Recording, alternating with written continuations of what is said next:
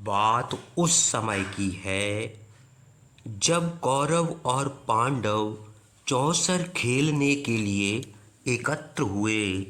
सभा भवन में समस्त सभासद उपस्थित थे। पितामह भीष्म की असहमति के बावजूद पांसे का खेल प्रारंभ हो गया।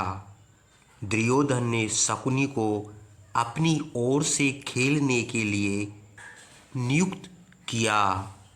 फिर युधिष्ठिर एक एक करके गहने, धन, सेना, सेवकों, मवेशियों, गांव, नागरिकों और अपने राज्य को हारते चले गए।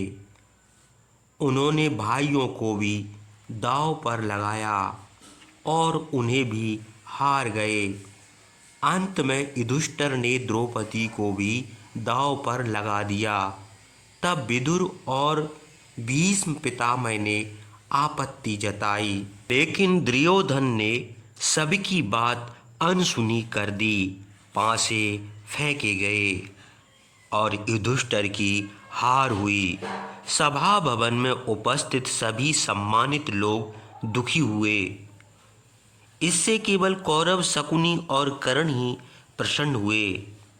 अपनी विजय देखकर दुर्योधन उन्मत्त हो उठा और विदुर से बोला, अब द्रौपदी हमारी दासी है, आप उसे तत्काल यहाँ ले आइए। विदुर की आपत्ति के बावजूद धृतराष्ट्र शांत रहे। तब दुर्योधन ने अपने भाई दुशासन को आदेश दिया कि वह द्रौपदी को यहाँ ले आए। मना करने पर उसे खींचकर लाया जाए। जब द्रौपदी ने आने से मना किया तो दुशासन उसके केस पकड़कर उसे घसीटता हुआ सभा भवन की ओर ले चला। सभा भवन तक पहुँचते पहुँचते द्रौपदी के केस बिखर गए। दुर्दशा देख द्रौपदी ने क्रोधित होकर उच्च स्वर में कहा, रे दुष्ट, स्त्री पर अत्याचार करते हुए तुझे लज्जा नहीं आती? धिक्कार है तुझ पर और तेरे भरत वंश पर। दुर्योधन ने हंसते हुए द्रौपदी को दासी कहकर संबोधित किया। द्रौपदी की स्थिति से पांडवों को अत्यंत कलेश हुआ, किंतु वे सिर नीचा करके बैठे रहे। द्रौपदी फिर बोली, सभासदों, धर्मराज युधिष्ठिर को मुझे दांव पर लगाने का क्या अधिकार था, जब वे स्वयं को भी हार चुके थे? इस पर दुर्योधन के छोटे भाई विकर्ण ने सहमति जताई, लेकिन उसे नजरअंदाज करते हुए दुर्योधन और कर्ण ने दुशासन को द्रौपदी के वस्त्र उतारने का आदेश दिया तथा दुशासन ने द्रौपदी की साड़ी खींचनी आरंभ कर दी। द्रौपदी पूरी शक्ति से साड़ी को खींचने से रोकती हुई वहां उपस्थित सभी सभासदों से अपने आप को बचाने के लिए विनती करती रही, लेकिन किसी ने भी उसका साथ नहीं दिया। अपने पुत्र की इस अनीति पर दुरात्मा धृतराष्ट्र चुप रहा। चारों तरफ से निराश होकर द्रौपदी अपनी इज्जत बचाने के लिए मन ही मन में श्री कृष्ण से प्रार्थना करने लगी। श्री कृष्ण ने अपना चमत्कार दिखाया। दुशासन जितनी साड़ी खींचता, द्रौपदी की साड़ी उतनी ही बढ़ जाती। दुशासन को अपने बल पर बड़ा अभिमान था, परंतु वह धरा का धरा रह गया। साड़ी खींचते खींचते दुशासन शिथिल हो गया और अंत में लज्जित होकर चुपचाप बैठ गया। तब सभी सभासद मुक्त कंठ से द्रौपदी के पतिव्रत की प्रशंसा करने लगे। द्रौपदी का यह अपमान देख भीम चुप न रह सके।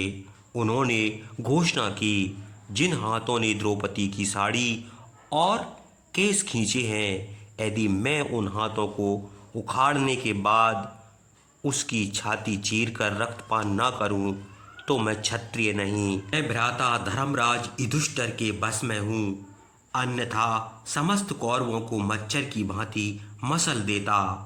द्रौपदी ने भी प्रतिज्ञा की कि वह दुशासन के रक्त से बाल धोने के बाद ही उन्हें संवारेगी। परंतु दुष्ट दुर्योधन सबका उपहास उड़ाते हुए बोला, हे द्रौपदी, मैं तुम्हें दासी से अपनी महारानी बना लूँगा। इधर आओ, मेरी बाई जंघा पर बैठ जाओ। इन पुष्टहीन पांडवों का साथ छोड़ दो। यह सुनते ही भीम दुर्योधन को मारने के लिए उठ खड़े हुए, किंतु अर्जुन ने उन्हें रोक लिया। तब भीम ने पुनः भरी सभा में शपथ ली, यदि युद्ध में दुर्योधन की जंघाओं को चीर न दूं तो मेरा नाम भीम नहीं। उसी समय भयंकर अपशकुन होता दिखाई पड़ा। गीदड़ तथा कुत्तों के रुदन की आवाजें आने लगीं। तब धृतराष्ट्र मौन न रह सके। वे बोले, दुर्योधन, तू दुर्बुद्धि हो गया है। कुछ भी हो, द्रौपदी मेरी पुत्रवधू है। तू इसे भरी सभा में अपमानित कर रहा है। इसके पश्चात उन्होंने द्रौपदी सहित सभी पांडवों को दासता से मुक्त कर दिया। लेकिन भीम की प्रतिज्ञा सुनकर कमजोर धृतराष्ट्र भयभीत हो गया। इसलिए उन्होंने आदेश दिया कि पांडवों को सब कुछ वापस करके उन्हें